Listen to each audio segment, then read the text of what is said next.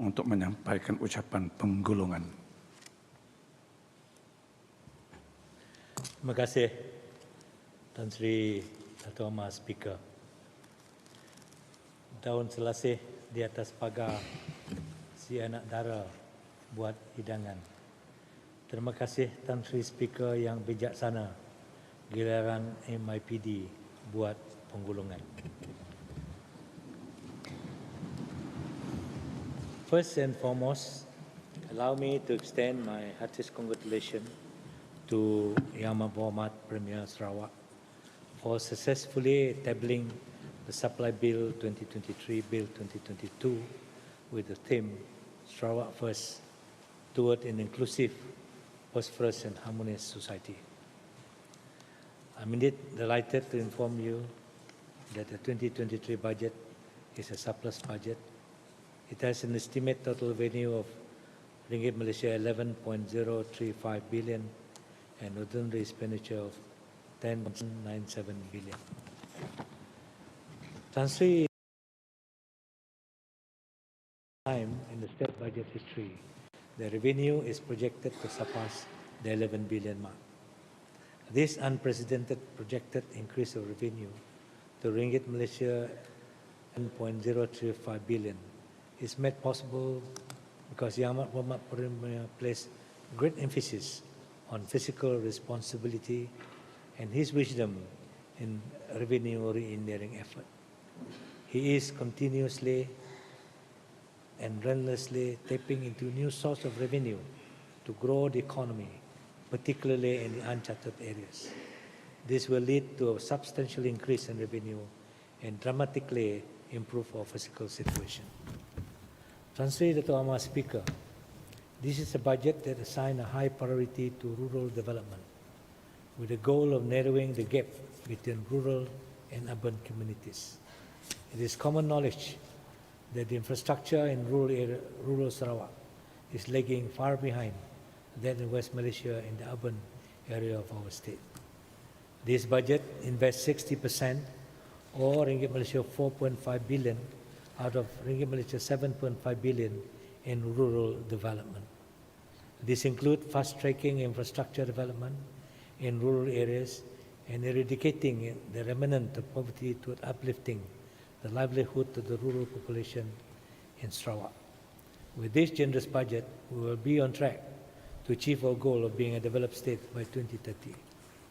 I believe with the clear vision and direction of our Yang Amat Premier, Sarawak will be able to develop into an economic powerhouse that will contribute to the nation and drive the whole country forward. Translated to our Speaker, I give full support to Yang Amat Premier on his appeal to the federal government to increase the budget allocation to Sarawak. The current allocation is mere 5.7% of the nation 2023 development budget. The sum is far from sufficient to address the imbalance in development requirement to gradually bring Sarawak up to par with West Malaysia. Sarawak requires at least 10% of the nation 2023 development budget.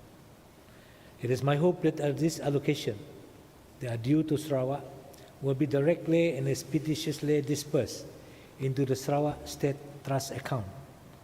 This will ensure the speedy implementation of all the federal funded projects and ensure that allocation can be fully utilized. I join all my other colleagues also would like to express my heartfelt congratulations to Yang Amat Datuk Seri Haji Anwar bin Ibrahim on his appointment as the 10th Prime Minister of Malaysia. I am confident that he will lead our nation to a greater height. I also like to congratulate our Premier of Sarawak for his able leadership in the recent general election, where GPS have won 23 out of 31 seats contested. It is testimony that GPS has the support of the majority of the people of Sarawak. Sri Dato' Amar Speaker, under the capable leadership of our Premier, Sarawak has achieved political stability that has allowed our state to develop and grow and to withstand the numerous challenges that have come our way. The GPS government is guided by our motto, Sarawak First. United we can, will make the difference. We will uphold our commitment to the pursuit of sustainable development and steer Sarawak toward the goal of becoming high-income state by 2030. Development budget of ringgit Malaysia 75 billion allocated to development budget. 60% or ringgit Malaysia 4.5 billion is targeted for rural development in Sarawak. This is evident that through this budget commitment, Sarawak GPS government is serious in its effort to develop rural area. We will leave no one behind. The 2023 budget has allocated a total sum of ringgit Malaysia 795.711 million for my ministry, Ministry of Infrastructure and Port Development. This will allow us to undertake 4 basic infrastructure programs to be funded as well as follows. 1. Ringgit Malaysia 490.941 million for land infrastructure. Ringgit Malaysia 83.860 million for riverine infrastructure. Ringgit Malaysia 167.41 million for government building and 53.5 million for public building. The generous budget allocation highlighted the commitment and determination of our GPS government to ensure that Sarawak will progress and that the well-being of our people will continue to flourish. Infrastructure development. Tan Sri Dato' Amar Speaker, the development of infrastructure is a major catalyst for economic growth and continue to be our main agenda under the 12th Malaysia Plan. We need to augment growth, productivity, and raise the quality of life of our rural population. In order to achieve that and to narrow the economic disparity between rural and urban communities, it is vital that we implement impactful projects that could further improve accessibility for the rural population. Tan Sri Dato' Amar Speaker, allow me to update this August House on various ongoing projects. Coastal Road Network. The government is committed to ensure that our coastal road network is successfully implemented. The construction of the coastal road network is divided into 3 components. Number 1, replacement of 7 existing ferry crossings to major bridges, construction of missing link road along the coastal area, and 3, upgrading of 331 km out of 866 km of existing coastal road. For the construction of bridges and road, all 13 packages have been awarded. These packages are at various stages of implementation and are expected to be completed by 2025. As for the upgrading work on the existing coastal road, 8 out of 29 packages have been completed, namely 1. Kota Samarahan, Sadong Jaya Road, Samarahan Division, 15 km. 2. Sungai Buloh and Sengeh Road, Samarahan Division, 8.05 km. 3. Sungai Buloh, Subuyau Road, Samarahan Division, 9.6 km. 4. Trisau, Melebu, Pusat Phase 1, 8.4 km. 5. Trisau, Melebu, Pusat Phase 2, 17.2 km. 6. Trisau, Melebu, Pusat Phase 3, 9.1 km. 7. Sungai Nyalau to Bakam Road, first section, Miri Division, 8.1 km. And 8. Sungai Nyalau to Bakam Road, second section, Miri Division, 27.2 km. The remaining 21 packages are at various stages of implementation and are expected to complete by 2024. Second Trunk Road Program. Under the Second Trunk Road Program, 6 out of 14 packages has been awarded. These are 1. Batang Saribas Bridge number 2, 2. Batang Saribas Bridge to Ruban Interchange, 3. Subuyau Lingga, 4. Sungai Lingga Bridge, 5. Batang Lupa Bridge number 2, and 6. Batang Lupa Bridge number 2, Seri Aman to Betong Interchange. Should be number 1. These packages are at various stages of construction, and all 6 are scheduled to be for completion by 2025. Federal projects. Tan Sri Dato' Amar Speaker, allow me to update this August House on the federal approved project, namely 1. Pen Borneo Highway Sarawak, PBHS, the Sarawak-Sabah Link Road, SSLR, and the Trans-Borneo Highway. Pen Borneo Highway Sarawak, as of October 2022, the overall progress of the Pen Borneo Highway Sarawak project has achieved 89%, with 7 sections fully completed and open for public use. There are 1 Teluk Melano to Sematan section, number 2 Serian section, B Batarajang Bridge section, 4 Julau section, 5 Nyabau Flyover section, 6 Pujut section, and 7 Selangau section. Meanwhile, the remaining section at various stages of implementation and are expected to be completed 95% by 2023, with the rest to be completed by 2024. The Pen Borneo Sarawak is a mega project with various implementation challenges.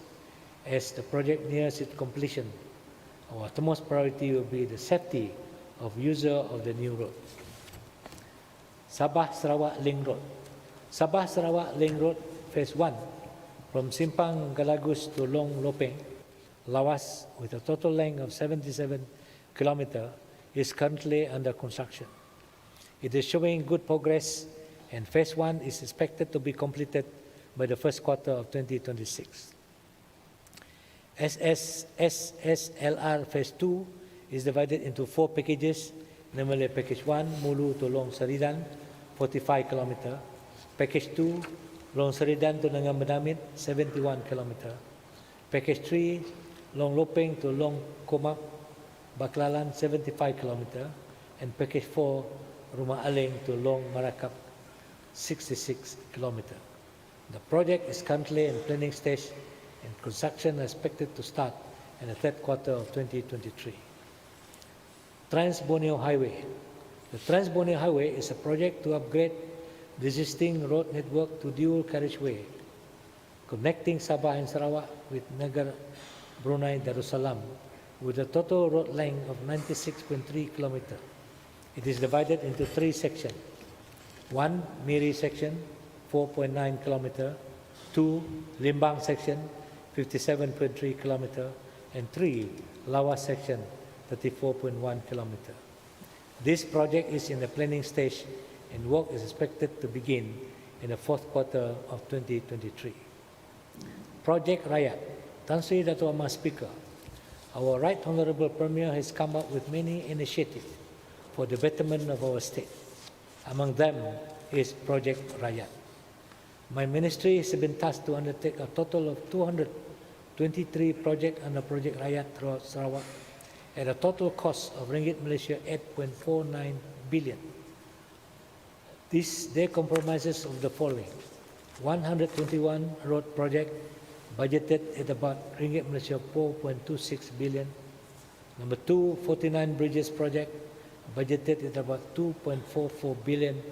Number 3, 47 building project budgeted at about Ringgit Malaysia 1.28 billion. Number 4, 4 jetties budgeted at Ringgit Malaysia 1.47 million. Number 5, 2 short takeoff and landing airport stall port budgeted at about 510.5 million. To date, 223 projects are as follows: 81 projects has been completed, 64 are under construction, with 13 projects expected to be completed by the end of 2022, while the rest will be completed in stages by 2024, and 78 projects are currently at a pre-contract stage. Rural connectivity. Tan Sri Dato' Amar Speaker, rural connectivity is of paramount importance for Sarawak, as it paved the way for new growth opportunities and improved socio-economic well-being of the people through better healthcare, education, agriculture, and various economic activities. To propel further growth, it is important that we expand our economic activity beyond the confines of the present urban cities and towns. In this respect, a follow-up lab was conducted earlier this year, and a database on rural connectivity was established. Based on the finding of the lab, a total of 5,833 or 94% out of 6,214 registered settlements in rural area are connected by road. In order to achieve 100% connectivity, we need to construct a total length of about 1,200 kilometers of new road to connect the remaining 381 settlements. After reviewing the cost of construction our road, my ministry and JKR will look into new approaches to reduce the construction cost and to speed up to reduce the construction time. Among others, one, utilizing front-end engineering funding, such as survey work, soil investigation, and design. Number two, leveraging on low-volume rural road design.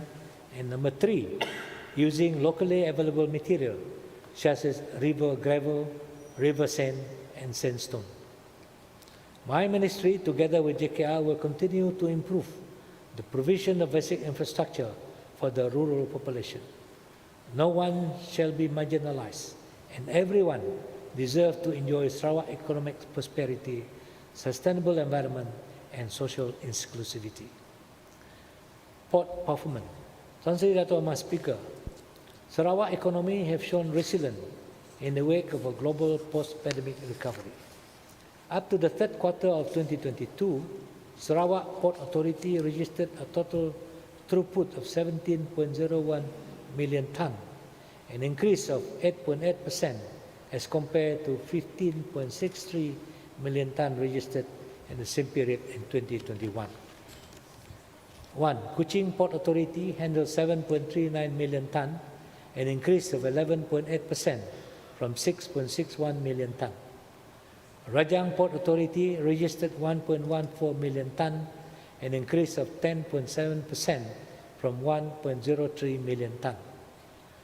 Semblaju Port Authority handled 5.17 million tonne, a surge of 28.6% from 4.02 million tonne. Miri Port Authority recorded a 20.3% decline in cargo throughput, falling from 2.56 million tonne to 2.04 million tonne. Similarly, Tanjung Manis Port Authority recorded a decrease of 10% from 1.4 million tonne for the first three quarters of 2021 to 1.26 million tonne in the corresponding period in 2022. Port development. Tan Sri Dato' Amar Speaker, port play an important role in the economic development and sustainability of a country. In supporting Sarawak economic growth toward achieving a developed state, Sarawak government is putting emphasis on its port development agenda. Port Master Plan study will commence in the first quarter of 2023, with Miri Port Authority being selected as a pioneer. The Port Master Plan study is aimed at enhancing the efficiency of the port services, upgrading port facilities, and exploring new business opportunities.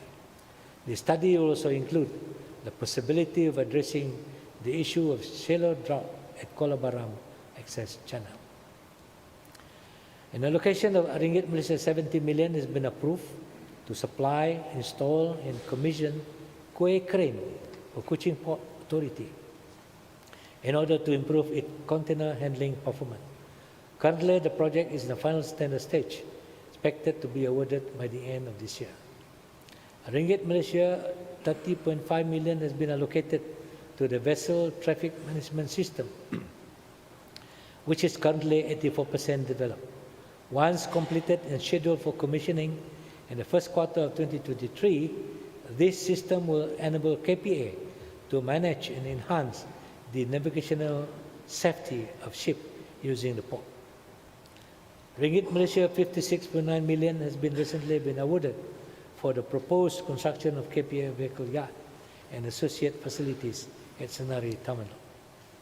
For Tanjung Manis Port, Ringgit Malaysia 39.4 million allocated for the aid to navigation ATON project, which is currently 90% completed and is expected to be commissioned by the first quarter of 2023.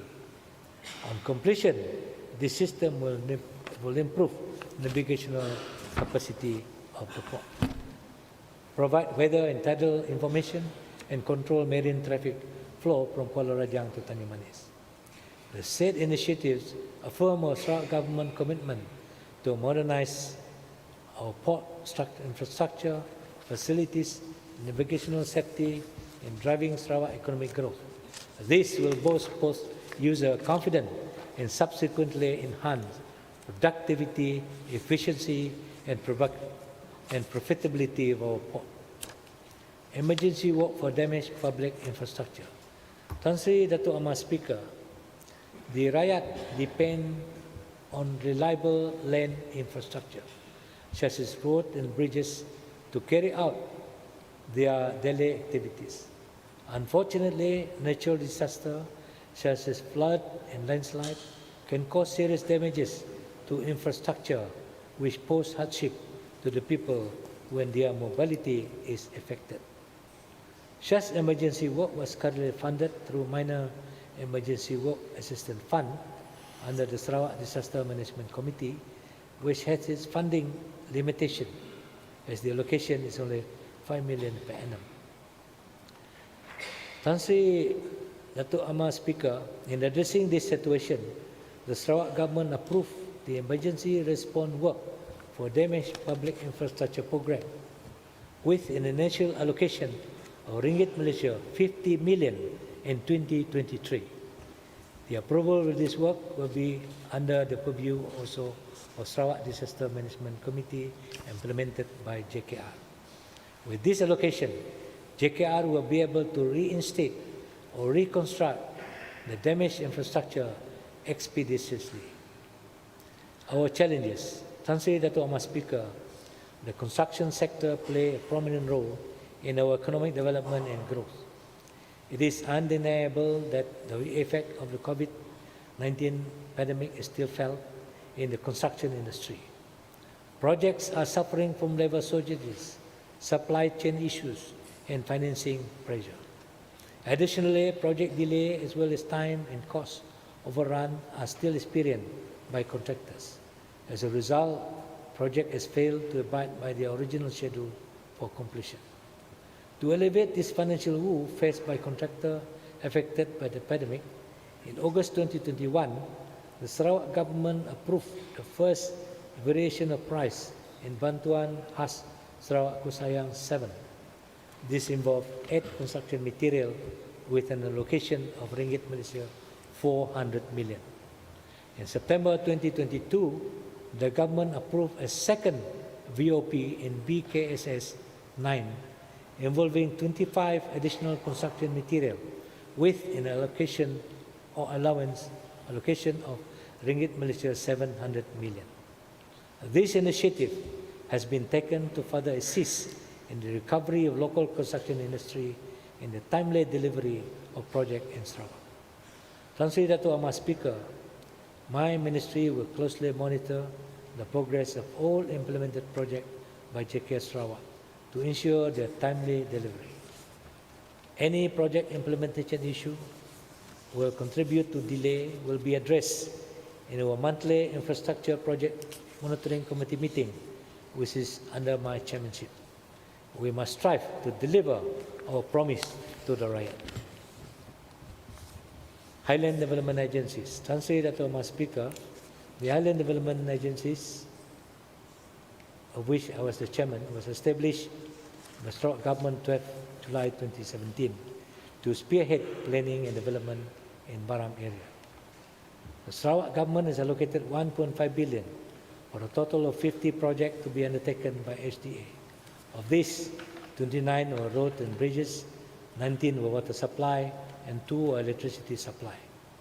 Out of the 50 projects, 4 has been completed, and they are proposed improvement of internal road and drainage of Long Bedian, proposed improvement of existing road to Long Silat, Long Tikam, Long Jikitan, Long Makabab, Section 3, proposed improvement of existing road to Long Makabab, proposed improvement of existing road to Long Silat, Long Tikang, Long Jikitan, Long Makabab, Section 2, proposed improvement of existing road to Long Tikan, Long Jikitan, and proposed improvement of access road and main road to Long Semiang.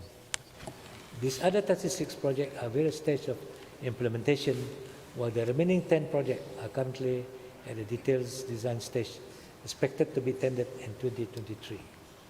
Betong Division Development Agencies. Tan Sri Dato' Ahmad Speaker, the Betong Division Development Agency is a newly established regional agency tasked with further accelerating the tempo of development in Betong.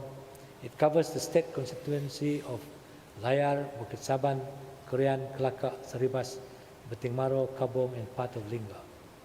The state government has allocated 1.5 billion for BDDA to coordinate and accelerate infrastructure and socio-economic development projects. These projects involve various sectors including infrastructure and utility, agriculture and agro-forest industry, tourism, social services, industrial, commercial and business enterprises. The BDDA will spearhead income-generating activities in Betong Division with the aim to improve the quality of life of the rakyat. In this regard, on behalf of BDDA, I would like to thank our Yang Berhormat Premier for this thoughtful budget allocation and for his unwavering support for the establishment of these agencies. Tan Sri Dato' Ahmad Speaker, I am now responding to issues raised by Ali Yang Berhormat. First, I'd like to express my appreciation for all those Ali Yang Berhormat that has contributed and participated in the debate regarding my ministry. For the information of Ali Yang Berhormat for Baleh, Tunok, this is inland port. Tunok has the potential to be developed as inland port hub, linking the central region of Sarawak and Kalimantan, Indonesia. And preliminary market studies will be carried out to determine its viability. Government quarters. For Ali Yang Berhormat for Meradong, the government acknowledged the need to improve and renovate government quarters. A sum of ringgit Malaysia 10.5 million is allocated in 2023 for the purpose of improvement and refurbishment work to government quarters. Government offices. For the information of Ali Yang Berhormat for Kabong, the proposed construction of Kabong District Office is currently under design stage, expected to be tendered in the third quarter of 2023. Infrastructure project. Tan Sri Dato' Ahmad Speaker, ferry. I wish to update Ali Yang Berhormat for Plagus that the construction of proposed ferry ramp at Nangatuli is expected to commence in the first quarter of 2023.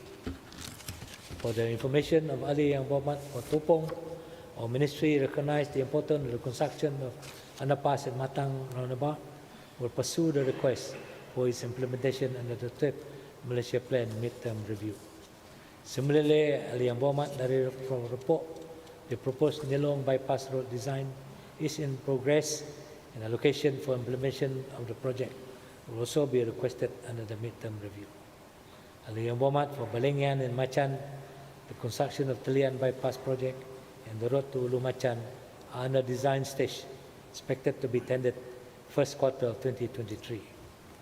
Ali Yang Berhormat for Pelagus on the proposed upgrading of Jalan Beletih Airport Kapit bypass and the proposed alternative road linking Kapit Town to Kapit Song Road. JKR is in the process of appointing consultant for the design. Ali Yang Berhormat for Bukit Asek, the proposed construction of Sibu Ling Road, Oya Road Phase 2 is currently under preliminary stage.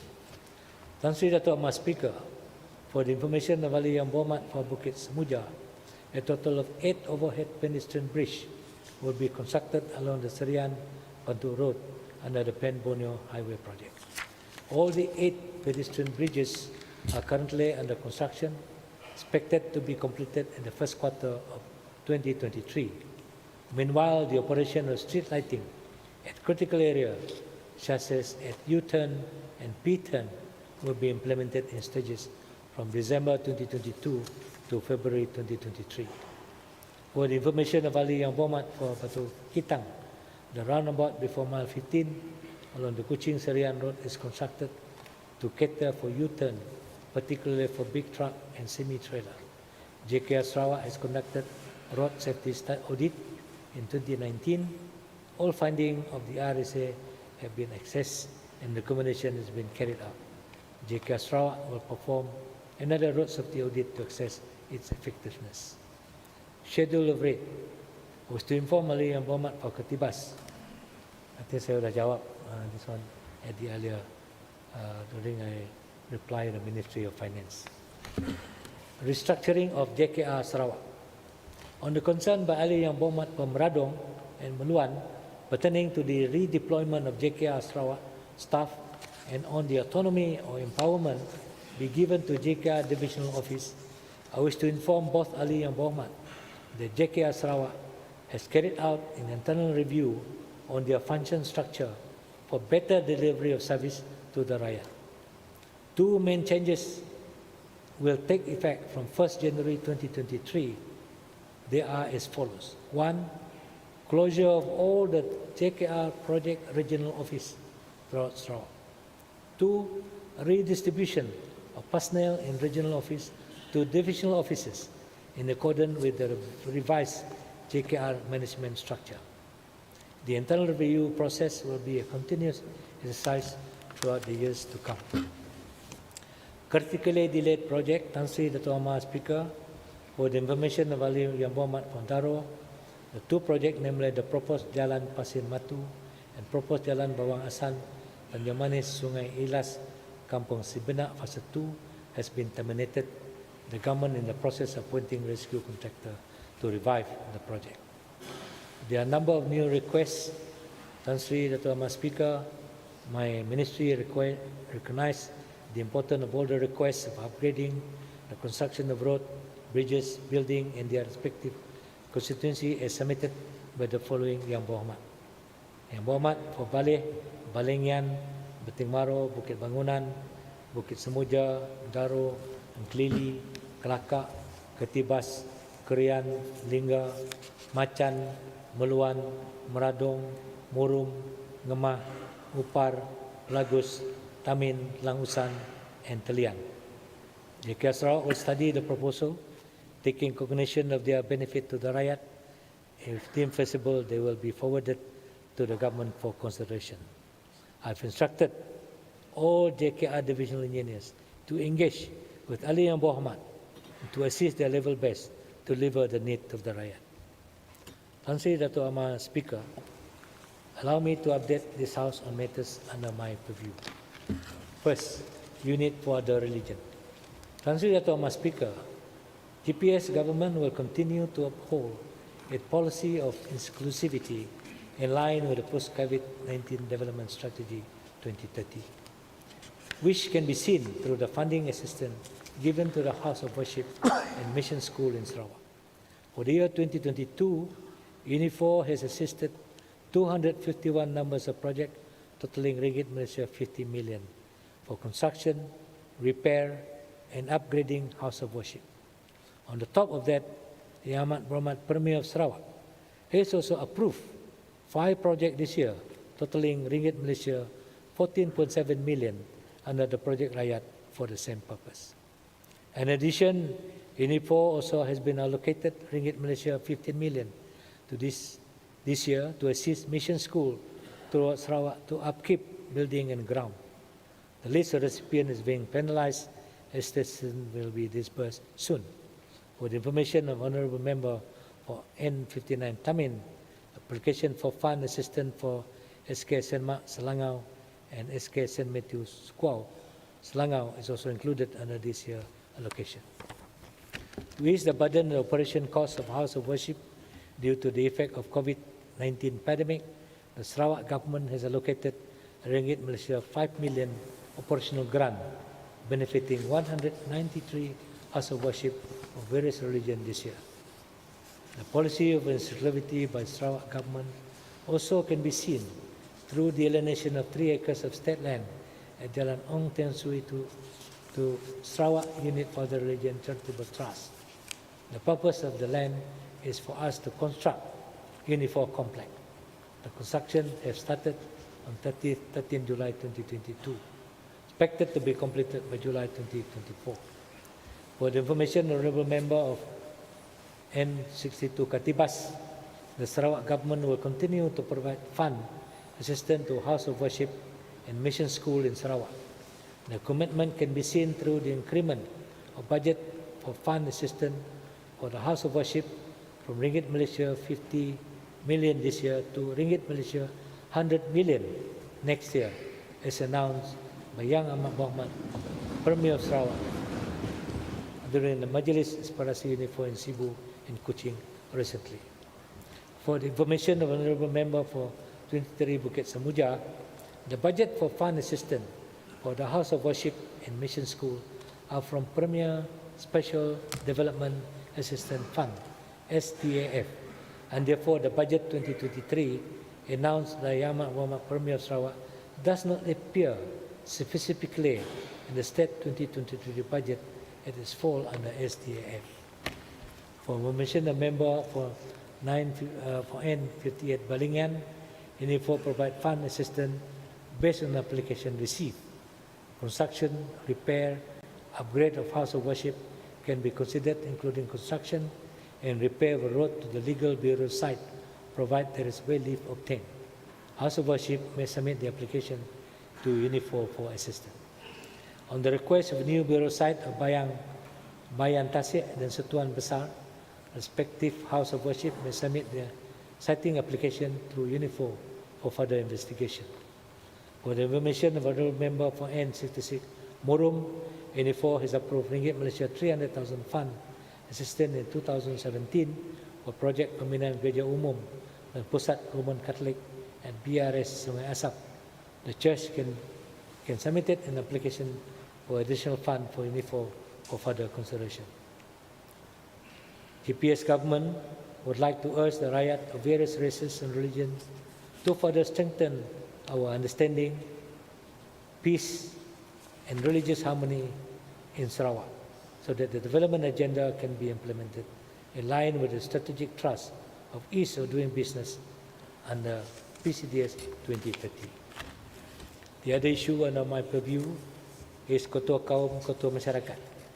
Mengenai isu yang dibangkitkan oleh ahli yang berhormat dari Pelagus dan Ketibas, kerajaan pada masa ini belum mempunyai cadangan untuk menaikkan kadar allowance minima ketua masyarakat dan ketua kaum. Seperti sedia maklum, perkhidmatan ini adalah perkhidmatan sukarela dan penyandang, bukanlah berstatus pejabat awam. Tambahan pula, peringkat gaji minima 2022 hanya terpakai kepada pekerja di sektor swasta. Oleh itu, yang demikian, ia tidak membabitkan perkhidmatan bagi ketua masyarakat dan ketua kaum negeri Sarawak. Oleh kerana pun kita memberi maklum cadangan kedua-dua yang berhormat. Tuan Sri Dato' Ahmad Speaker, Jawatan Ketua Masyarakat. Bagi isu yang dibangkitkan oleh yang berhormat bagi N23 Bukit Semuja mengenai cadangan untuk mewujudkan Jawatan Temenggung Melayu di Serian, kerajaan ambil maklum terhadap perkara yang dibangkitkan akan dipertimbangkan cadangan tersebut dengan sewajarnya. Bagi isu yang dibangkitkan oleh yang berhormat bagi N18 Rembu, kerajaan telah menerima permohonan mewujudkan tambahan jawatan penghulu bagi kawasan bau dan akan mempertimbangkannya selaras dengan kriteria yang telah ditetapkan. Tuan Sri Dato' Ahmad Speaker mewujudkan jawatan KMKK di taman-taman perumahan. Makluman yang berhormat dari N17 setakat, kerajaan akan ambil maklum mengenai cadangan tersebut. Pada masa ini, sebuah jawatankuasa khas telah ditubuh bagi meneliti secara terperinci kaedah serta menentukan kriteria asas pewujudan jawatan ketua masyarakat dan ketua kaum di taman-taman perumahan, memandangkan kerajaan belum lagi mempunyai sebarang dasar atau mewujudkan jawatan KMKK di kawasan-kawasan berkenaan. Satu kajian secara kajian rintis akan dilaksanakan dan kawasan-kawasan taman perumahan tertentu dalam daerah Kuching untuk mengenal pasti kaedah yang terbaik dan kriteria yang kita boleh guna pakai. Tuan Sri Dato' Ahmad Speaker, the people of Sarawak are blessed and extremely fortunate to have Yang Amat Berhormat Datuk Petinggi Tan Sri Dr. Abang Haji Abdul Rahman Zuari bin Tun Datuk Abang Haji Upeng as a visionary, competent and compassionate leader of Sarawak. would like to take this opportunity to urge all Sarawakian to continue to give their full support to our GPS government, including our friend the other side. We must set aside our political differences to serve a bigger interest of the people, the state, and the nation. We were to maintain our unity, as without unity, we cannot have continuity in pursuit of our development agenda. Before I conclude, I wish to record my appreciation and thank to all Yang Berhormat for their support and valuable comment throughout the sitting. My gratitude also goes to Tan Sri Dato' Ahmad Speaker for your gracious and competent handling of the proceeding of this August House. I also like to convey my heartfelt thanks and appreciation to State Civil Service, members of the media, and my MYPD team, JK Sarawak, Sarawak State Port Authority, and other agencies for their tireless effort and dedication in ensuring the smooth running of this Dewan. On COVID-19 infection in Sarawak, currently the daily cases are considered low. However, therefore, we thank the people of Sarawak on their high awareness on the importance of public measure as well as the high acceptance of vaccine.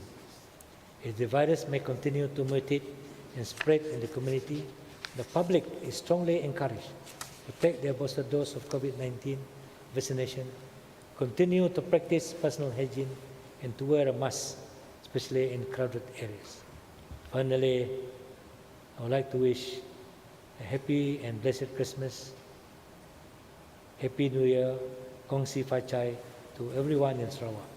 May the year 2023 bring happy tidings, greater happiness and prosperity to the people of Sarawak.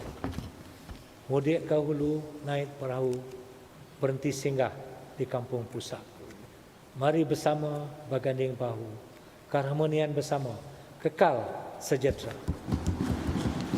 Dua, tiga kucing berlari, mana nak sama si kucing belang. Terima kasih Abang Johari, bangunan di bawah, rakyat pun senang. Terima kasih, jaga Sarawak into Sarawak.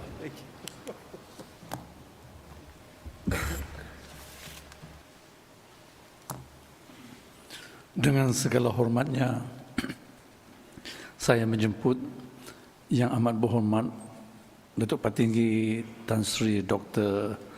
Abang Haji Abdul Rahman Zohari bin Tun Datuk Abang Haji Openg, Premier Sarawak, Menteri Keuangan dan Ekonomi Baru, Menteri Sumber Asli dan Pembangunan Bandar, Menteri Tenaga dan Kelestarian Alam Sekitar, dan Ahli Dewan Undangan Negeri N26 Kedung untuk menyampaikan ucapan penggulungan.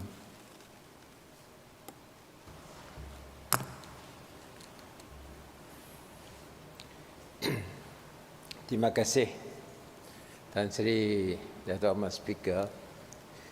Terlebih dulu saya ingin mengucapkan penghargaan dan terima kasih kepada ahli-ahli yang berhormat yang mengambil bahagian dalam perbahasan serta sokongan mereka terhadap rang undang-undang yang telah dibentangkan, iaitu Supply 2023 Bill 2022, Electronic Sarawak Government Activities Bill 2022, Constitution of the State of Sarawak Amendment Bracket 2 Bill 2022, Sarawak Sovereign Wealth Future Fund Port Bill 2022, Sarawak Timber Industry Development Corporation Amendment Bill 2022 and Veterinary Public Health Amendment Bill 2022. With these approvals, the government can now move forward to implement the bills for efficient running of the government for the benefits of our rakyat. Throughout this sitting, members of this August House had raised many issues and concerns which cover various aspects, including infrastructure and utilities development, digital economy, rural development, education, and social development. Tan Sri Dato' Ahmad Speaker, I believe my ministers in their respective winding up speeches have detailed out their responses to these issues and concerns. I therefore will not touch on specific matters, but rather I would like to provide a forward direction to create a conducive environment to strengthen our socio-economic development in face of the challenging global uncertainties and economic slowdown. Tan Sri Dato' Ahmad Speaker,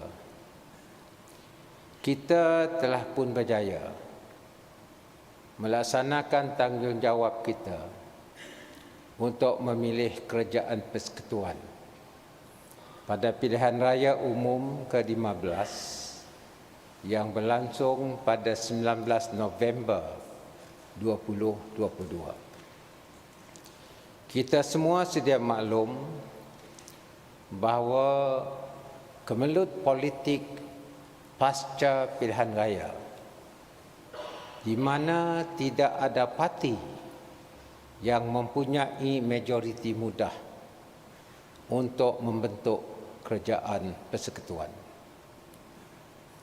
Oleh itu, kita menjunjung kasih ke bawah Duli Yang Maha Mulia Seri Paduka Baginda Yang di-Pertuan Agong, kerana dengan kebijaksanaan dan kewibawaan Yang di-Pertuan Agong dan Majlis Raja-Raja Melayu, kemelut politik ini berjaya diselesaikan dengan penuh hemah, harmoni dan aman damai sebagaimana yang diperuntukkan dalam perlembagaan negara. Ini jelas menunjukkan bahawa institusi kerajaan berperlembagaan Malaysia adalah tonggak kedaulatan negara yang perlu didukung. Tan Sri Dato' Ahmad Speaker, sebagai rakyat Malaysia yang taat setia kepada titah Yang di-Pertuan Agong, kerajaan GPS telah meletakkan sepenuh kepercayaan kepada keputusan Baginda dan Majlis Raja-Raja Melayu untuk pelantikan Perdana Menteri Malaysia ke-10 dan seterusnya menubuhkan kerajaan perpaduan. Ini membuktikan bahawa GPS merupakan model kerajaan yang sentiasa menjunjung prinsip rukun negara, iaitu kepercayaan kepada Tuhan, kesetiaan kepada raja dan negara, keluhuran perlembagaan, kedaulatan undang-undang, dan kesopanan dan kesusilaan. Under this unity government, Sarawak government will work together with federal government to ensure political stability and economic prosperity of our nation. Tan Sri Dato' Ahmad Speaker, saya ingin mengucapkan setinggi tahniah kepada Yang Amat Berhormat Datuk Seri Anwar Ibrahim atas pelantikan beliau sebagai Perdana Menteri ke-10 pada 24 November 2022. Harapan kita di Sarawak adalah supaya dengan penubuhan kerajaan perpaduan di bawah kepimpinan beliau, banyak pembangunan dapat dilaksanakan dan segala hak tuntutan Sarawak dapat dipenuhi demi semangat perpaduan dalam Malaysia. Our representative in the unity government will ensure that all policies and initiatives of the federal government will take into consideration the well-being of our rakyat and Sarawak status, rights and interests within the Federation in accordance with our constitutional rights under the Malaysian Agreement 1963 and the IGC report. Pada kesempatan ini juga, izinkan saya merakamkan setinggi-tinggi ucapan penghargaan dan terima kasih kepada mantan Perdana Menteri Datuk Petinggi Ismail Sabri bin Yaakob atas segala jasa dan sumbangan beliau dalam pembangunan sosio-ekonomi Sarawak. Tan Sri Datuk Amat Speaker, dengan penuh kesyukuran, saya dan rakan-rakan dalam kerajaan GPS berterima kasih kepada rakyat Sarawak kerana sentiasa menyokong kerajaan GPS dengan memberi kemenangan besar pada PRU 15. GPS berjaya memenangi 23 kerusi daripada 31 kerusi parlimen yang dipertandingkan berbanding hanya 18 kerusi pada PRU 14. Mandat besar ini menunjukkan keyakinan rakyat kepada kerajaan GPS untuk terus menaruji kepimpinan Sarawak dalam mempertahankan hak-hak Sarawak dan membangunkan sosio-ekonomi demi rakyat. Saya yakin kejayaan GPS ini akan membolehkan suara rakyat Sarawak yang lebih kuat dalam parlimen dan juga kerajaan perpaduan untuk memperjuangkan kepentingan kita. Kerajaan GPS tidak akan menghampakan rakyat Sarawak atas sokongan mereka. Sebagai parti tempatan yang diwakili oleh masyarakat berbilang kaum Sarawak, GPS adalah satu-satunya parti yang ikhlas dan mengutamakan Sarawak. Tan Sri Datuk Mas Speaker, Sarawak, like other countries, is confronted with challenges caused by global economic slowdown and geopolitical tension, especially over the past few years when the COVID-19 pandemic disrupted the world's goods and services supply chain. While these uncertainties have created many downside risks to and concern for Sarawak's economy, they certainly have also given us the opportunity to demonstrate our resilience to overcome economic adversity and develop the post-COVID-19 development strategy 2030 that would put Sarawak on a clear pathway towards achieving a high-income economy by 2030.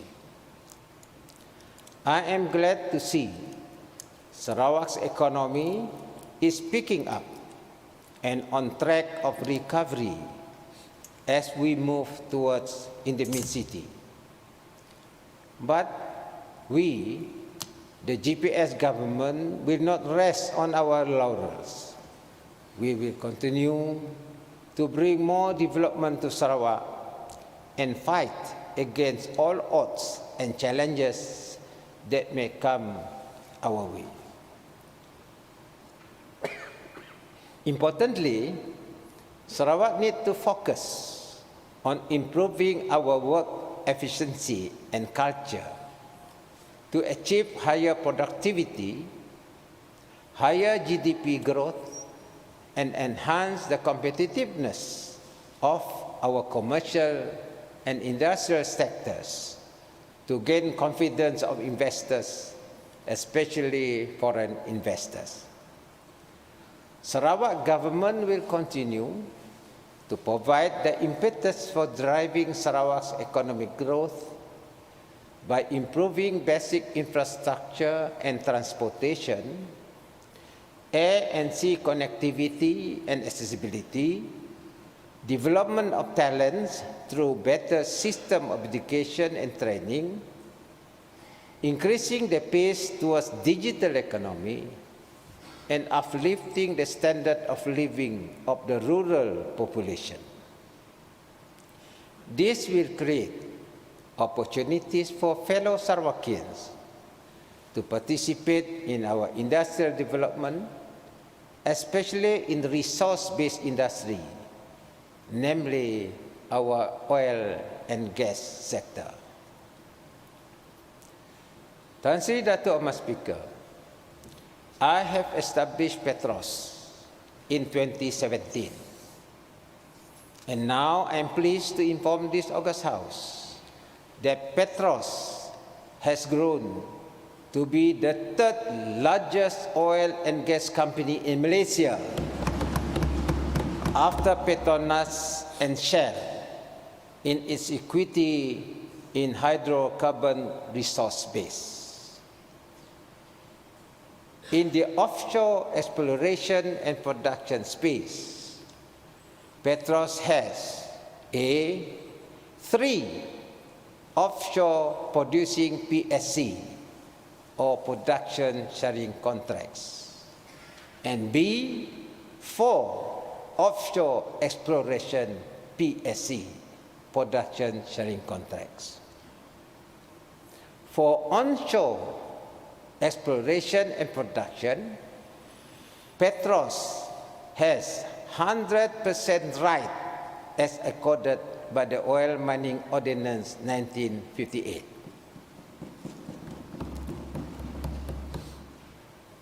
The Petros Sarawak Gas Roadmap is indeed a game changer and will change socio-economic landscape of Sarawak by 2030 via creation of 4 gas hubs, that is Miri, Bintulu, Samalaju, and Kuching.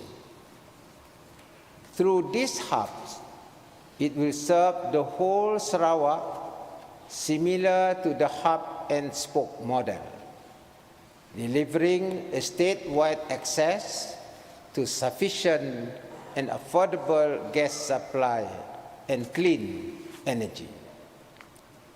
In the meantime, in the immediate term, Petros will deliver 2 projects as part of Sarawak Gas Roadmap.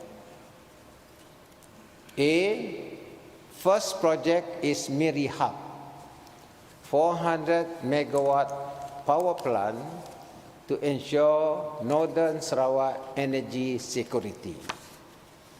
And B, second is Samalaju Hub. Petros will lay gas pipeline and together with SEB build a power plant. This is critical to complete Samalaju as heavy industry zone and to ensure reliability of electricity supply to the heavy industries there.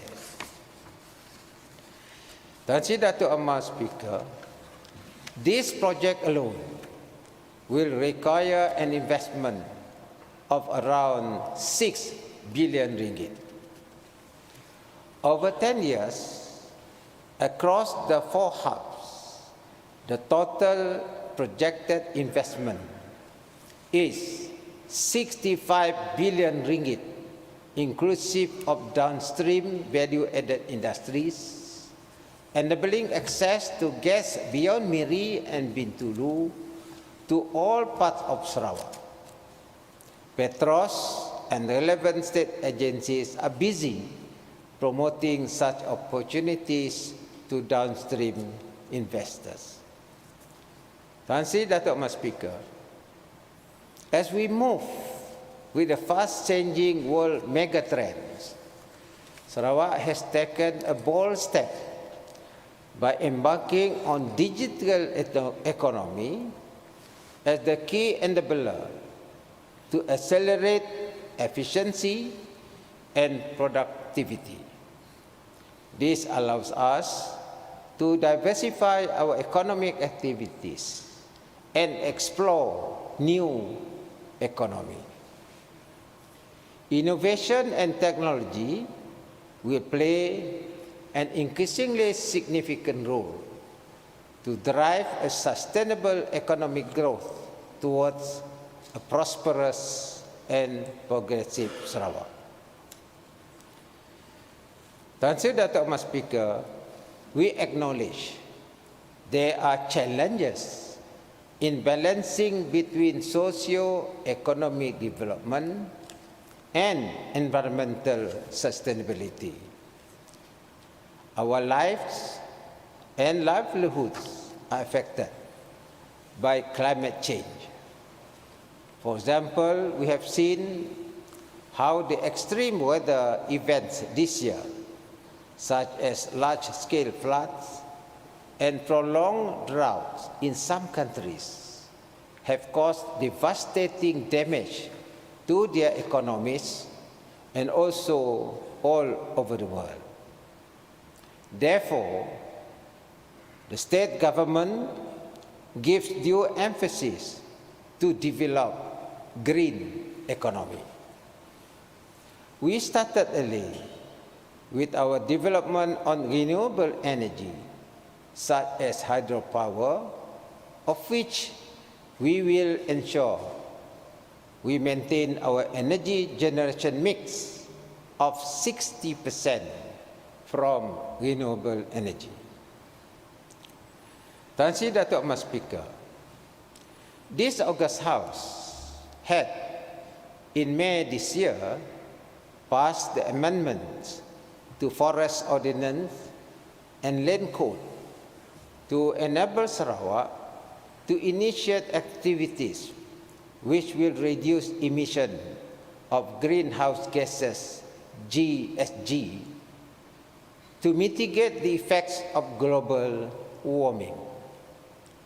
Rules will soon be met by our State Cabinet pursuant to these amendments to regulate forest carbon activities, including afforestation and reforestation, and the storage of carbon dioxide, CO2, and other GHG in both the offshore and onshore areas of Sarawak. These activities, which would be undertaken in accordance with protocols and the clean development mechanism formulated under Kyoto and Paris agreements on climate change, will yield tradable carbon credits and provide a new source of revenue for Sarawak. Under the forest carbon activities concept, after decades of logging for merchantable timbers, Sarawak will pursue new direction in forestry management of preserving our trees, planting more trees, restoring and rejuvenating our logged over areas or degraded forests. Licenses for forest carbon projects, which will contribute towards reduction in carbon emission, will be issued to regulate the establishment of such projects, which would be validated and verified by internationally accredited bodies for the issuance of carbon credits, which will be traded under the voluntary carbon market mechanism or in recognized international carbon credit exchanges. Tuan Sri Dato' Ahmad Speaker, I'm happy to inform this House, August House, that the first regulated forest carbon project will commence in Sarawak in first quarter of 2023.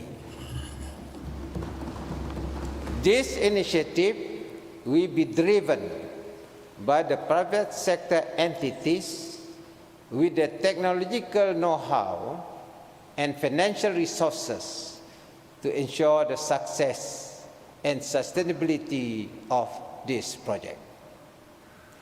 Tuan Sri Dato' Ahmad Speaker, Sarawak, because of its stable geological formation, has the biggest carbon storage capacity in offshore areas.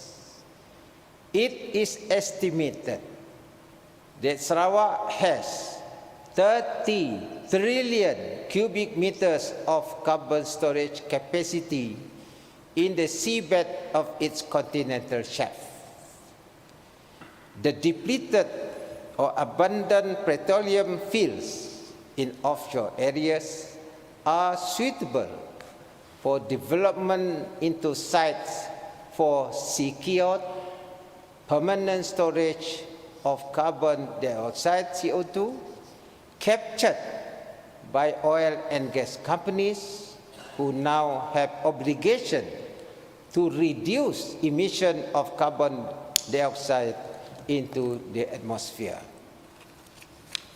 The captured and stored CO2 can be used for making of hydrogen, H2, blue ammonia, biofuels, and other related products, thereby providing a platform for the sustained development of carbon capture, utilization, and storage, also known as CCUS, industry in Sarawak, apart from the generation of carbon credits and another new source of revenue for Sarawak. At this stage, Petros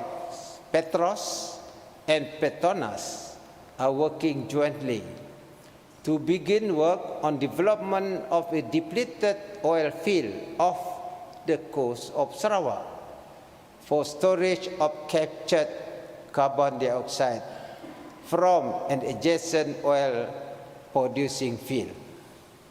A license for this will be issued as soon as the new rules on carbon storage are gazetted in early 2023.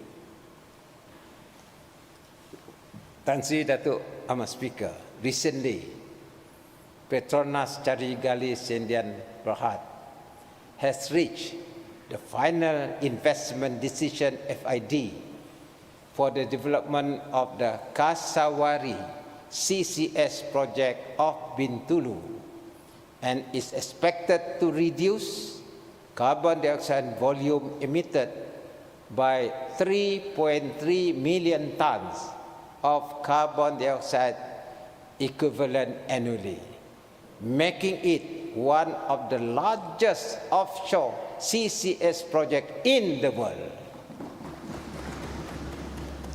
Additionally, reputable companies in Singapore, Korea, and Japan have also keen interest in participating and investing in CCUS in Sarawak and in the transboundary transportation of captured carbon dioxide from these countries for safe storage in offshore Sarawak.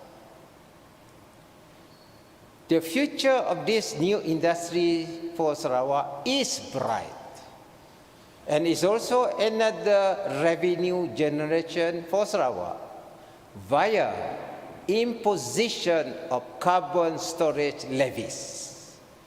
It is also estimated that more than 10,000 new clean jobs for this industry would be created before 2030. Another milestone for Sarawak is the first autonomous rapid transit ART proof of concept in Kuching to begin in the third quarter of 2023, powered by hydrogen fuel. This initiative will be driven by Sarawak Metro and supported by the Ministry of Transport Sarawak. I am convinced that the use of hydrogen energy in the broad range of fields, including mobility, commercial, industrial, and energy storage, as well as feedstock to various chemical processes, will help realize a cleaner and more sustainable society for Sarawak. Our initiative to produce hydrogen fuel locally will support our agenda for development of hydrogen economy in Sarawak. Tan Sri Dato' Ahmad Speaker, I am happy to note that our first hydrogen production plant in Sarawak is at the front-end engineering design, or FEED, stage. This plant is expected to produce 630,000 metric tons of green ammonia, 600,000 metric tons of blue ammonia, 220,000 metric tons of green hydrogen, of which 7,000 metric tons will be for domestic use and the rest will be exported. This forms the base for the development of our hydrogen economy value chain in Sarawak. Another important initiative in Sarawak's green economy agenda is the development of hybrid solar wind renewable power system by Shell under Timi Field Development Project offshore Bintulu. This will diversify our renewable energy mix for Sarawak in line with the national commitment to achieve net zero emission by 2050. Sarawak, Tan Sri Dato' Ahmad Speaker, I must say, from the proactive initiative I have already outlined earlier, will play a key part in accomplishing this national commitment to the United Nations under the Paris Agreement. Tan Sri Dato' Ahmad Speaker, in 2019, I launched a 1,000 square meter algae facility at Sarawak Biodiversity Center for research and to test the growing of algae outdoors. Research in producing algae-based renewable biofuel is part of Sarawak's effort to develop its sustainable green agenda, particularly the green energy. This, I think, is an important step as we aim to use various technologies to produce algae biomass on a large scale. When algae are grown, carbon is absorbed, and therefore it can be used as carbon capture and storage technology.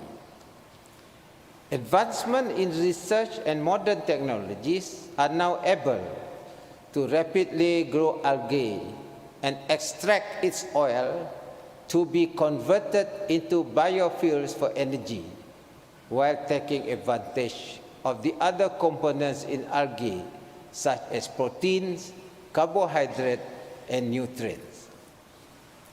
Algae cultivation or farming for biofuels will be mainly carried out by the SCDC Energy together with Petronas Research Sdn Bhd. I am also proud of the collaboration and progress of the industrial scale microalgae production facility. This facility will absorb carbon dioxide waste stream from Sejingkat coal power station to grow algae in a carbon circular economy. This project is a collaboration among Sarawak Biodiversity Center, SEB, Cheetos Laboratory, this is from Japan, and UNOS, also from Japan.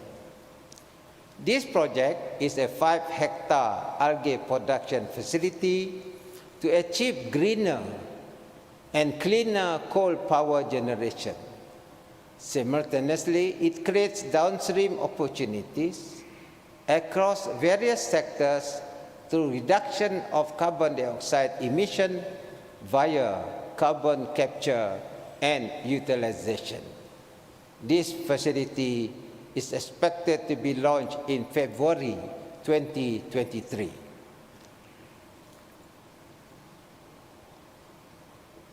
Tan Sri Dato' Ahmad Speaker, I would like to inform this August House that I will explore more of our natural resources and how we can monetize these resources responsibly and sustainably to increase investment, business, and job opportunities for our rakyat.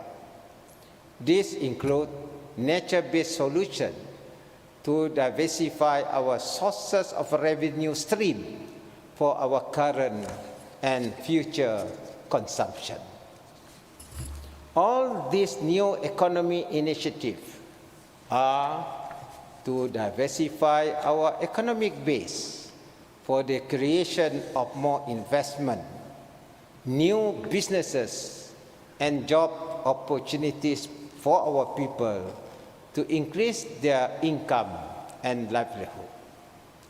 I would like to reiterate in this August House that all these initiatives are based on environmental, social, and governance principles, ESG. This is important for us to attract more foreign investment to Sarawak, as it is a prerequisite by the international community for any investment decision. This has put Sarawak in the global map.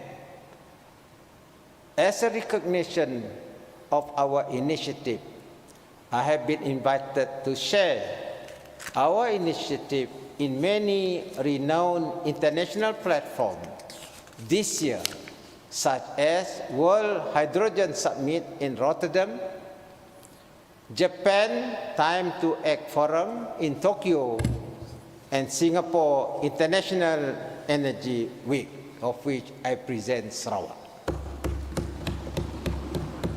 Tan Sri Dato' Ahmad Speaker, we are going to establish our own airline to boost industry and driving businesses in Sarawak.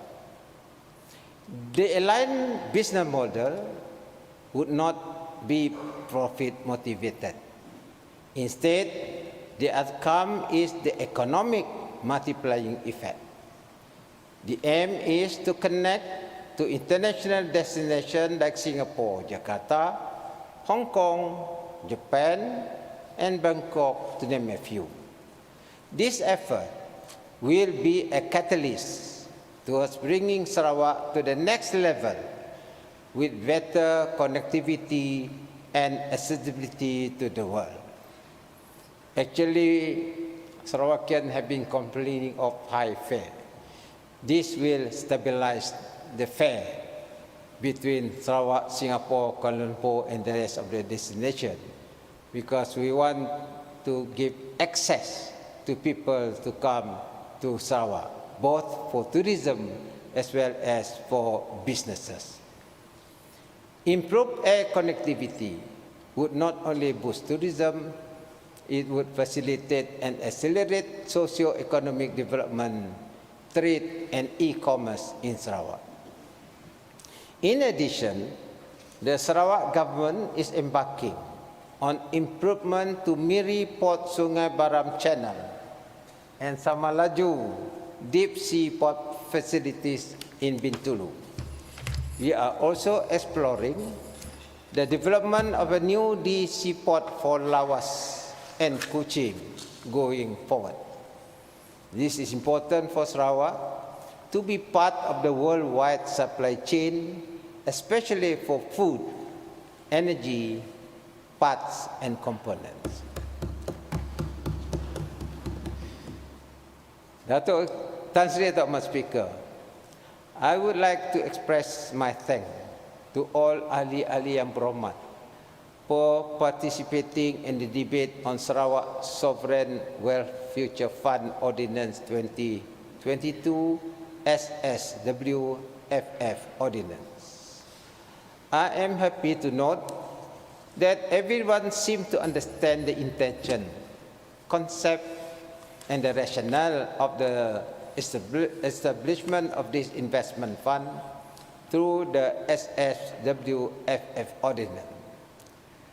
During the debate, there were some constructive suggestions and concerns raised on the governance and the structure of the fund, including the penalties imposed under the ordinance.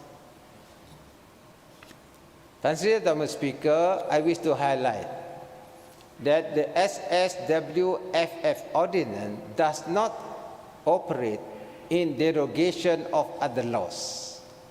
The penalties under the ordinance is intended to punish those who are negligent in the management of the fund, as well as for non-compliance of any requirements under the ordinance. For any other serious breach, offenders would not only be punished under the ordinance, but will also be subjected to other laws relating to criminal offences, such as the Penal Code Act 574, the Anti-Corruption Commission Act 2009 Act 694. The Sarawak government will ensure strict and heavy penalty to be enforced on board of guardians if they are found guilty of misappropriation of funds or acting recklessly or negligently in the discharge of their fiduciary duties to the board and its stakeholders. Additionally, the government will strictly monitor the implementation and governance of the fund and will take any action to ensure the smooth and transparent management of the fund. Rest assured, the government is serious in its intention to manage the fund in accordance with the Santiago Principles and to uphold transparency and good governance in the management of this fund. Tan Sri Dato' Amar Speaker, 2023 marks the third year into the implementation of PCDS 2030. 2023 is also a year for us to conduct a mid-term review for the Malaysia Plan. This is important because we need to assess and evaluate our performance to ensure we are on track to achieve our targets. In this review, it is crucial for us to prioritize the immediate high-impact projects in PCDS 2030, which will accelerate Sarawak growth in becoming a developed state. we must focus our efforts on priority projects which will result in Sarawak achieving our goals of economic prosperity, social inclusivity, and environmental sustainability. As the number of infrastructure projects in Sarawak have increased drastically as compared to earlier years, I believe among the key issues for construction projects in Sarawak is the building materials supply and prices, especially that of steel bars and cement. Accordingly, the demand for building materials in Sarawak moves in upward trend, and this, I believe, will continue to move upwards even beyond 2025. Therefore, my cabinet members and I will study and review relevant policies for our construction industry to move ahead economically. I think with price stabilization, our construction activities will more be vibrant as we develop Sarawak. Tan Sri Datuk Mas Sika, tahun depan kita akan meraihkan 60 tahun Sarawak bersama-sama dengan Sabah dan Malaya dalam menubuhkan Malaysia. Sarawak akan mengadakan pelbagai program dan aktiviti untuk meraihkan sambutan 60 tahun penubuhan Malaysia. Kita bersyukur kerana banyak nikmat pembangunan yang telah kita kecapi, khususnya dalam bidang ekonomi, pendidikan, kesihatan dan keselamatan. Oleh itu, saya ingin menyeru semua rakyat Sarawak untuk sama-sama bersatu, memastikan perpaduan dalam kepelbagaian dengan meraihkan Malaysia yang berbilang kaum, bangsa dan agama. Marilah kita menjadikan Sarawak sebagai wilayah yang maju dan makmur untuk kesejahteraan bersama. Saya mengambil kesempatan ini untuk mengucapkan terima kasih kepada Tan Sri Datuk Ahmad Speaker yang telah mengendalikan persidangan DUN dengan teratur dan cemerlang. Ucapan terima kasih juga kepada semua pegawai-pegawai kerajaan dan petugas Dewan yang telah menjalankan tugas dengan penuh kesabaran dan cemerlang. Tan Sri Datuk Ahmad Speaker, kerajaan GPS amat menghargai sumbangan dan komitmen pegawai-pegawai Perkhidmatan Awam Negeri Sarawak dan juga pegawai-pegawai Perkhidmatan Awam Persekutuan dalam melaksanakan tugas dan tanggungjawab secara profesional sepanjang tahun. Amalan mulia disanjung tinggi, budi pekerti sifat terpuji, sumbangan penjawat awam kami hargai demi Sarawak Ibu Pertiwi. Burung kenyalang tinggi di awan, singgah ke dahan mencari makan, jasa penjawat awan kami kenangkan 1,5 bulan bayaran insentif khas saya umumkan. Dengan ini, kerajaan GPS telah memutuskan untuk memberi bayaran insentif khas bersamaan 1,5 bulan gaji pokok atau minima RM2,000 kepada pegawai Perkhidmatan Awam Negeri Sarawak dan akan dibayar sebelum penghujung tahun ini. Kita juga akan membayar insentif khas kepada lebih kurang 137,000 penjawat awam persekutuan yang berkhidmat di Sarawak sebanyak RM500. Akhir kata, saya bagi pihak rakan-rakan mengucapkan selamat menyambut Hari Krismas kepada semua ahli yang berhormat dan rakyat Sarawak yang akan menyambutnya. Selamat Tahun Baru 2023 kepada semua dan Kong Hei Fak Chai kepada yang semua meraihkannya. Jaga Sarawak, into Sarawak. Sekian, terima kasih.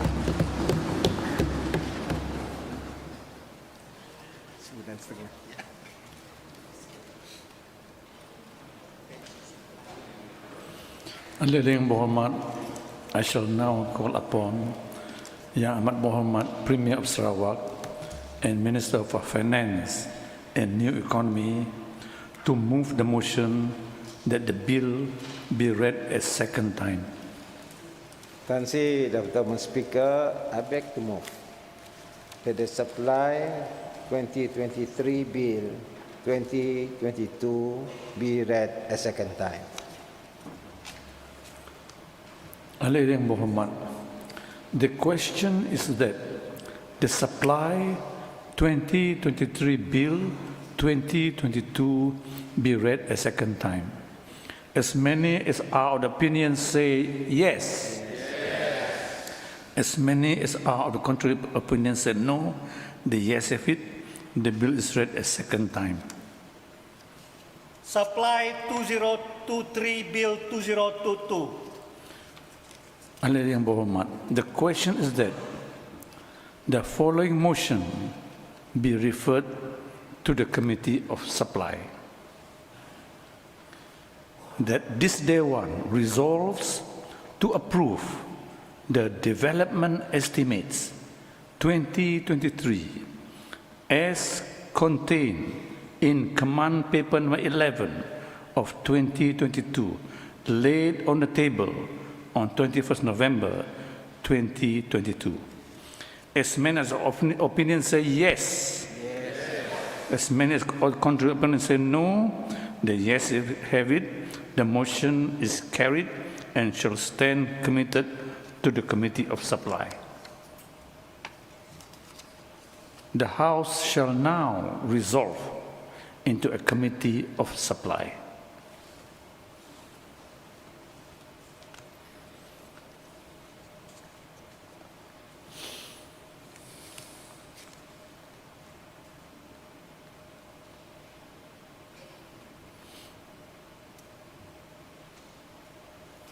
We shall now consider Command Paper No. 9 of 2022 on the estimates of revenue and ordinary expenditure for the year 2023, laid on the table on 21st November 2022.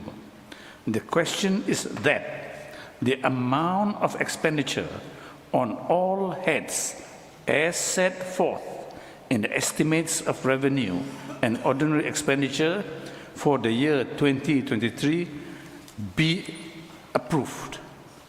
As many as the opinions say yes, as many as contrary opinions say no, the yes of it, the estimates of revenue and ordinary expenditure for the year 2023 are approved.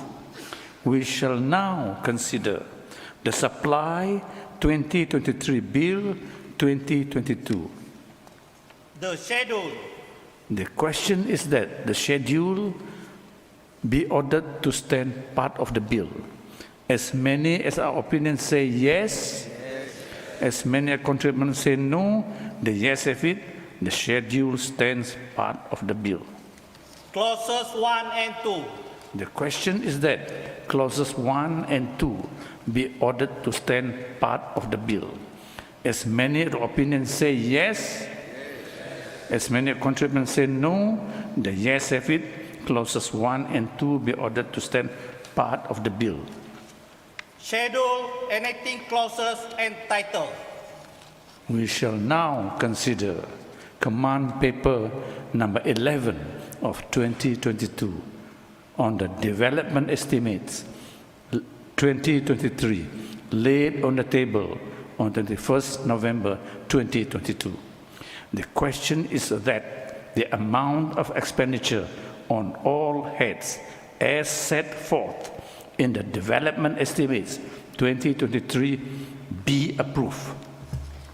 As many as the opinions say yes, as many contributors say no, the yes have it. The development estimates 2023 is approved. The day one shall now resume.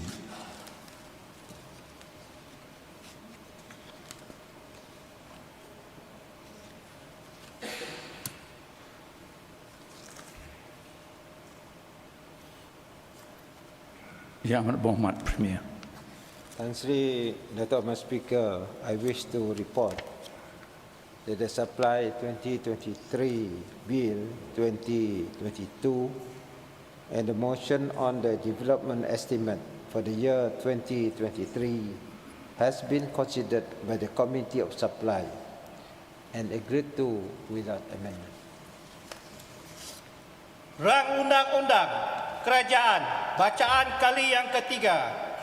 Supply 2023 Bill 2022 Yang Amat Berhormat Premier Sarawak, Menteri Kewangan dan Ekonomi Baru dan ADUN N26 Gedong. Tan Sri Dato' Ahmad Speaker, I beg to move that the Supply 2023 Bill 2022 be read a third time and do pass. Yang Berhormat, the question is that the Supply 2023 Bill 2022 be read a third time and do pass. As many as the opinions say yes, as many contributors say no, the yes have it. The bill is read a third time and passed. Supply 2023 Bill 2022 usul untuk melulus resolusi anggaran pembelanjaan pembangunan bagi tahun 2023. Yang Amat Berhormat Premier Sarawak, Menteri Kewangan dan Ekonomi Baru dan ADUN N26 Gedong.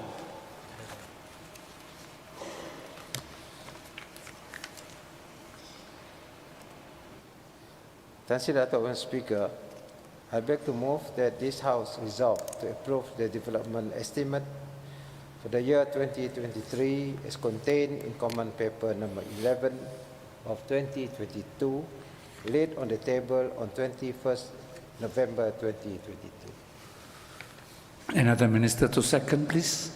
Tan Sri Dato' Ahmad Speaker, I beg to second.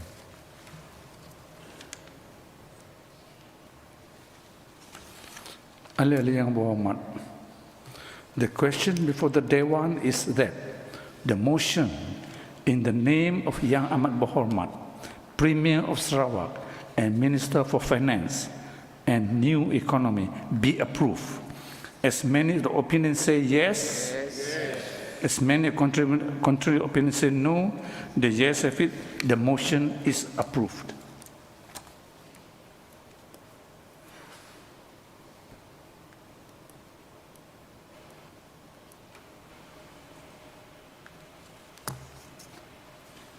Usul penangguhan. Yang Berhormat Datuk Henry Harry Anak Jinep, Timbalan Menteri Pengangkutan Sungai dan Laut dan Ahli Dewan Undangan Negeri N2 Tasik Biru.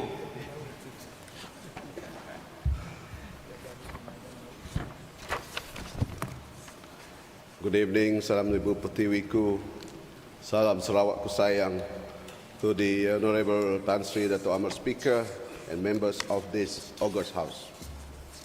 First of all, thank you very much for this opportunity to move a motion of adjournment for the second meeting of the third session of the first term of the 19th Dewan Undangan Negeri The proceedings of this sitting held from 21st November till 1st December 2022 were very well attended and participated by members of the August House.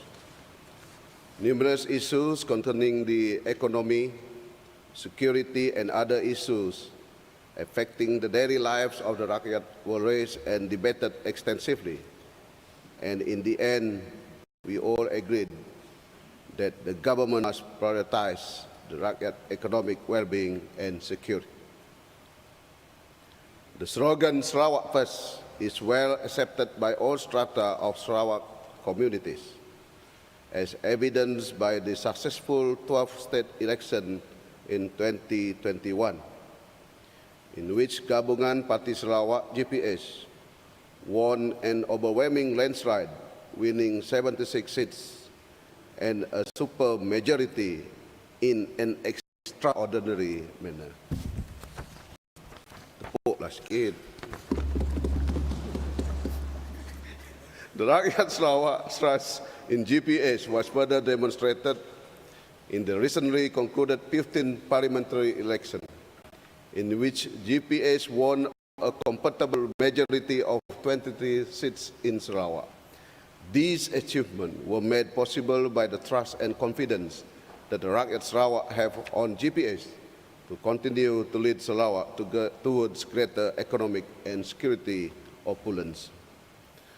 When the rakyat elected us, they expected us to keep our promises to ensure health care access, income, security, affordable education, and economic well-being. The GPS government will work harder and more tirelessly to fulfill its promises to the rakyat. Simply put, we promise, we must deliver. Yang Berhormat Tan Sri Dato' Amir Speaker, Post-COVID-19 Development Strategy 2030, PCDS 2030. The world was ravaged by the COVID-19 pandemic in 2019-2020, weakening global economic growth. Almost all economies, including Malaysia, experienced historic drops because of the pandemic. Economic recovery is central to Sarawak's forward-looking economic agenda, defined in the Post-COVID-19 Development Strategy 2030, in bracket PCDS 2030, the brainchild of none other than our Right Honourable Premier of Sarawak. The Action and Implementation Plans, AIP, PCDS 2030, contains detailed Action and Implementation Plan. The Action and Implementation Plan ensures that the plan is implemented on time to achieve its goals and targets for the benefit of all communities, both urban and rural. The 7 strategic thrusts of the PCDS 2030 are: number 1, economic structure; number 2, ease of doing business; number 3, targeted spending; number 4, optimized assets and human capital; number 5, digital and executions; number 6, social inclusivity; and number 7, environmental sustainability, which will be implemented in 6 economic sectors, which are: number 1, manufacturing; number 2, agriculture; number 3, tourism; number 4, forestry; number 5, mining; and number 6, social services, through 7 enablers, which are: number 1, digital transformation; number 2, innovation; number 3, education and human capital; number 4, infrastructure; number 5, utilities; number 6, transport; and number 7, renewable energy. The PCDS 2030 is an economic blueprint that aims to achieve high income status by 2030. Yang Berhormat Tan Sri Dato' Amir Speaker, Sarawak Budget 2023. I would like to take this opportunity to thank the Right Honourable Premier for presenting a surplus and development-biased budget for 2023 with the theme of Sarawak First, towards an inclusive, prosperous and harmonious society. total of ringgit Malaysia 10.797 billion has been budgeted for 2023, with ringgit Malaysia 3.997 billion set aside for operating expenses and ringgit Malaysia 6.8 billion set aside to fund various development programs and projects. This ringgit Malaysia 10.797 billion Sarawak budget is the biggest and the only double-digit state budget in Malaysia. For the record, the ringgit Malaysia 10.797 billion budgeted for 2023 outstrips the federal government's allocation of ringgit Malaysia 5.4 billion, which represent only 5.7% of the total federal development budget of ringgit Malaysia 95 billion for 2023. Even though Sarawak is a exploring state, ini adalah sesuatu yang amat mengecewakan bagi kita di Sarawak. Kawasan Sarawak itu besar, tapi peruntukan diberi terlalu kecil. Ada patutkah macam tu? This ringgit Malaysia 5.4 billion allocation is insufficient to meet Sarawak development requirement. The federal government appears to have continuously treated Sarawak unfairly in the distribution of development funds, despite Sarawak's significant contribution to the federal government coffers from its rich oil resources since 1976. Dah 46 tahun. Sarawak aja-aja yang tanggung Melaya tu. To bridge the development gap between Peninsula Malaysia and Sarawak, the federal government should be more accommodating in allocating development funds to Sarawak to develop our basic infrastructure, repair dilapidated rural schools, construct communication towers to improve internet coverage and other basic infrastructure required for sustainable livelihood. Yang berhormat Tan Sri Dato' Amar Speaker, the 2023 state budget is expected to generate a surplus of ringgit Malaysia 238 million.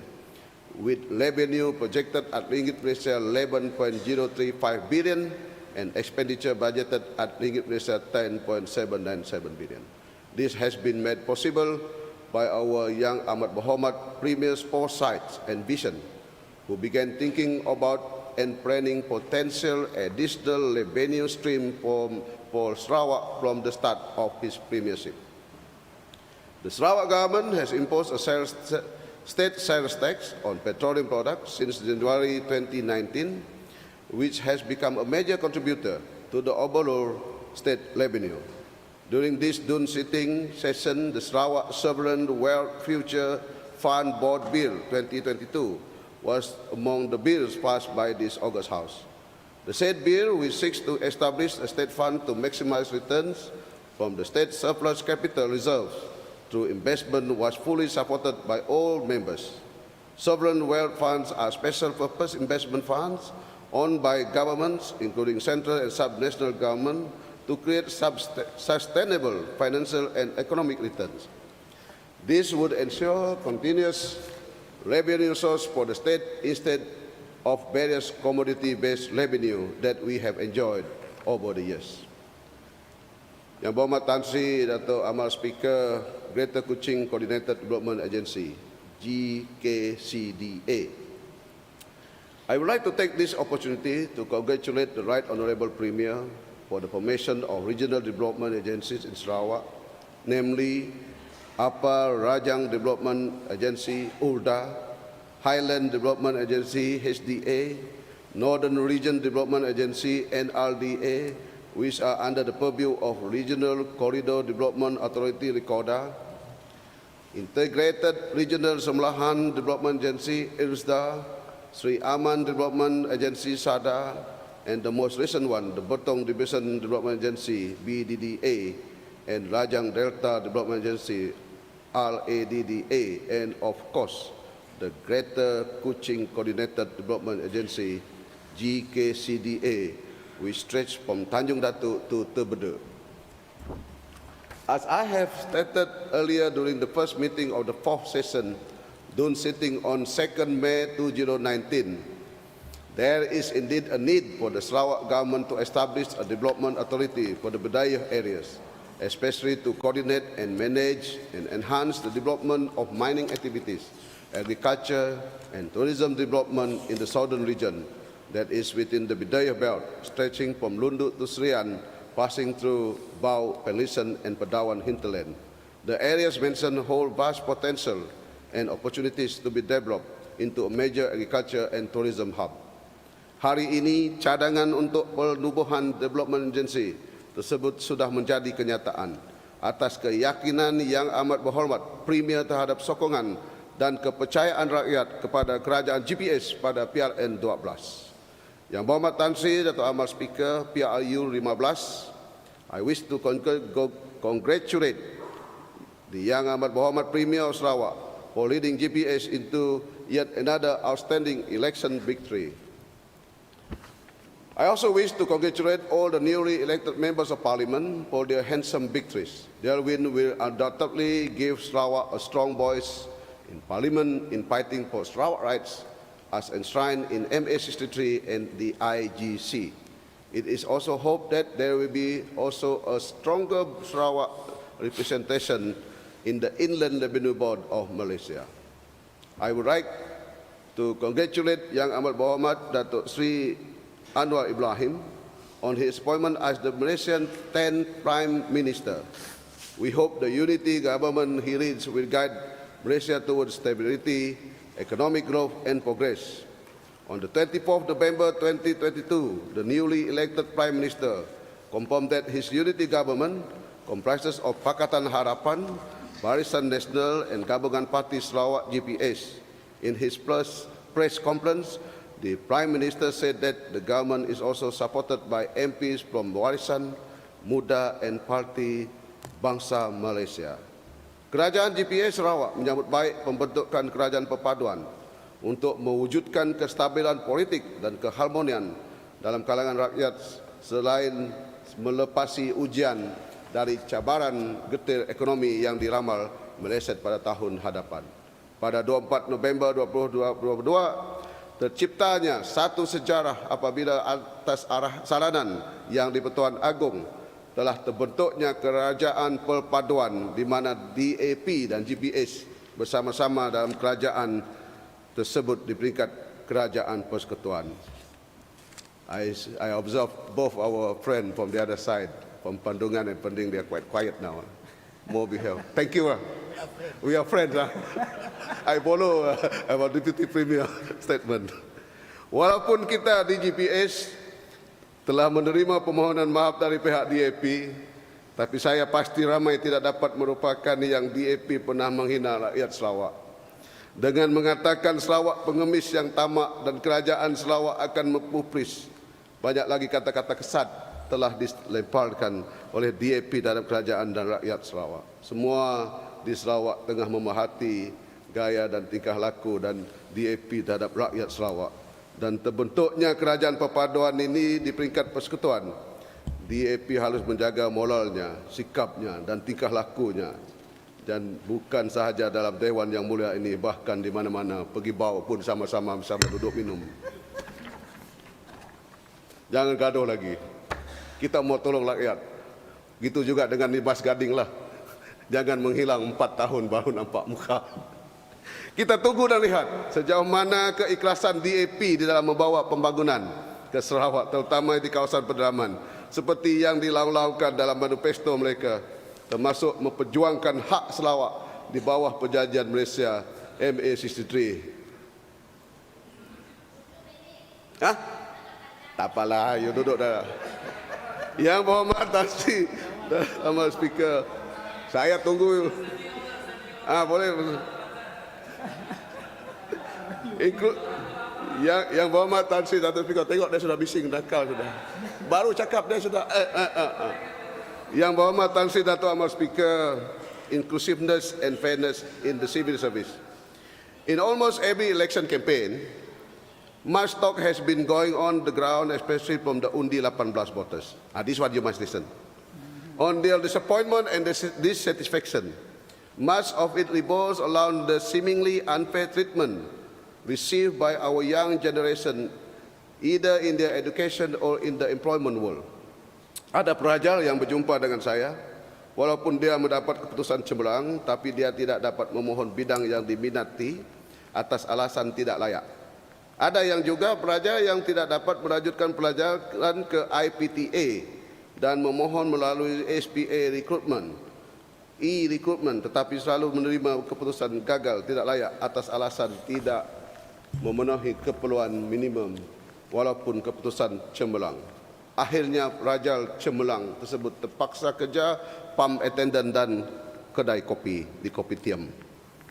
Ada yang belajar sampai master PhD pun balik kampung dan berkebun. Akhirnya menjadi cikgu sandaran, guru tuition, sedangkan minat dan kepakarannya adalah di bidang lain.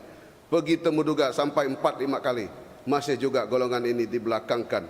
Sedangkan kelayakan akademik ada, pengalaman pun cukup. Benda macam tu ya pola anak-anak muda di kawasan pendalaman termasuk kawasan saya rasa kurang puas hati dan inginkan perubahan. Di kampung saya sendiri ada seorang anak muda yang telah menghadiri ujian kelayakan ambilan Angkatan Tentera Malaysia ATM. Namun beliau telah menerima keputusan tidak layak hanya kerana beliau berpanau di bahagian belakang badannya.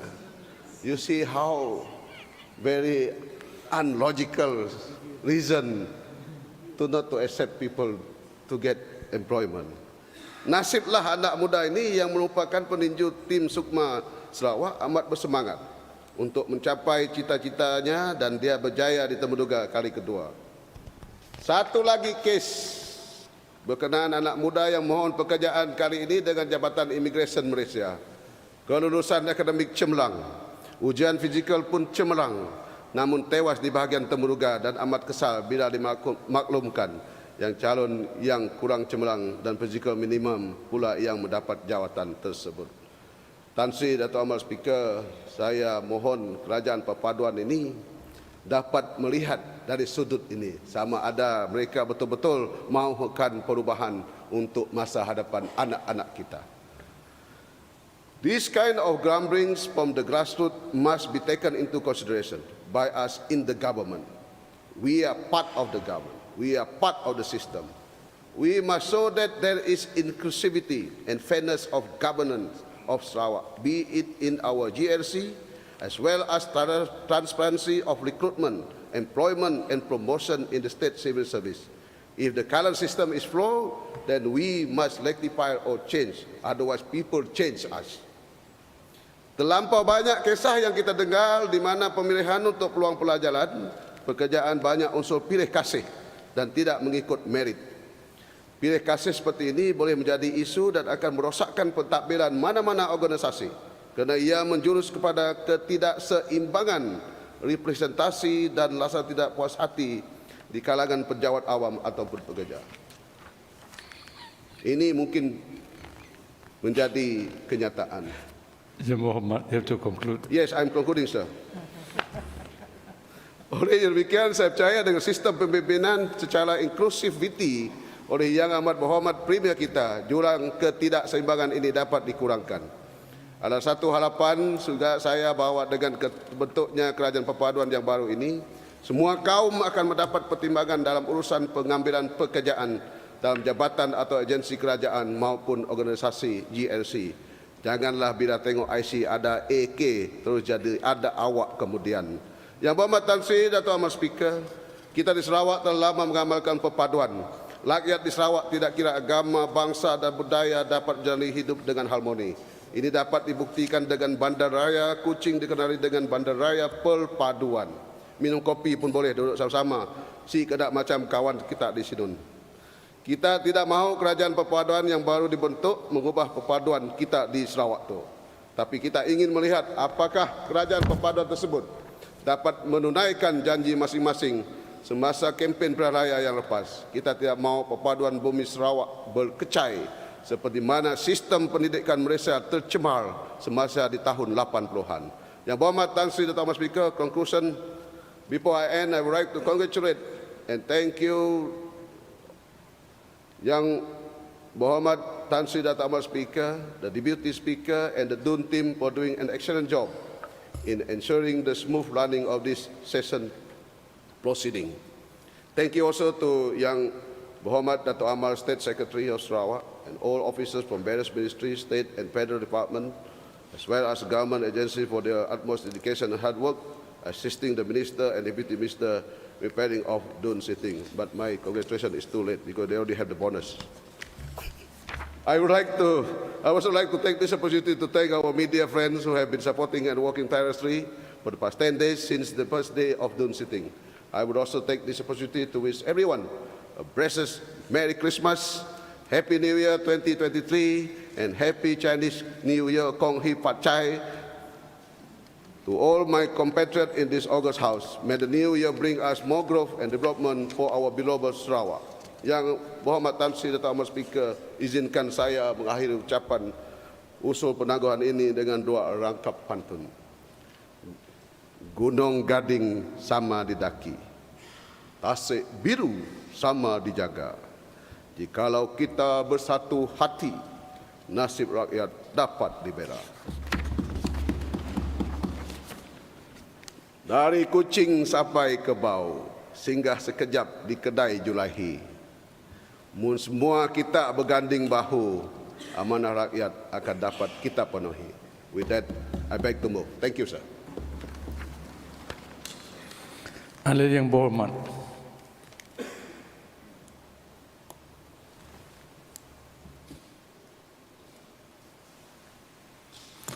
berhormat, dengan ucapan usul penangguhan itu tadi, maka kita telah sampai ke penghujung mesyuarat ketiga Penggal Pertama Persidangan Dewan Undangan Negeri ke-19. Alhamdulillah, persidangan yang berlangsung selama 8 hari telah berjalan dengan lancar dan teratur atas kerjasama dan keprihatinan semua ahli yang berhormat dalam menjaga ketinggian dan kemuliaan Dewan yang mulia ini. Saya berdoa agar semua ahli yang berhormat kembali ke kawasan masing-masing dan selamat dan terus berkhidmat kepada rakyat.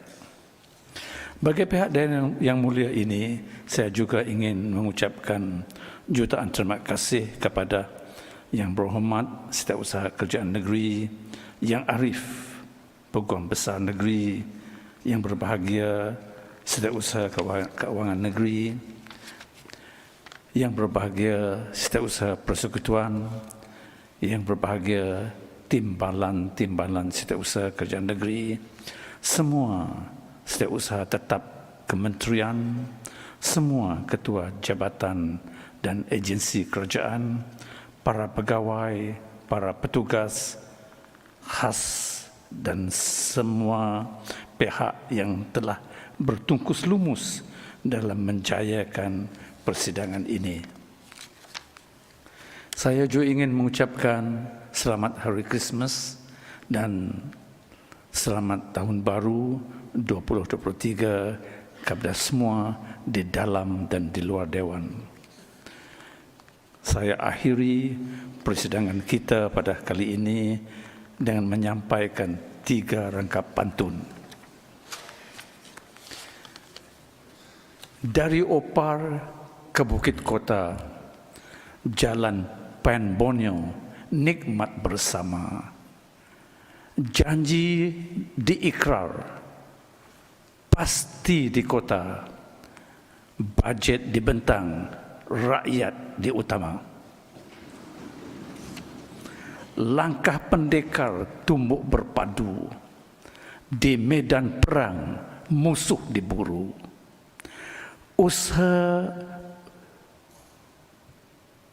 Usahalah bimbang, jangan diragu. Bersama Premier kita akan maju. Ikan ampurau dimasak gulai, dibuat lauk, tidaklah jemu. Dengan Penggal Pertama meleboi tirai, sidang perasmian kita bertemu. With that, the House is now adjourned sine die. Ahli-ahli yang berhormat, we have CPA meeting.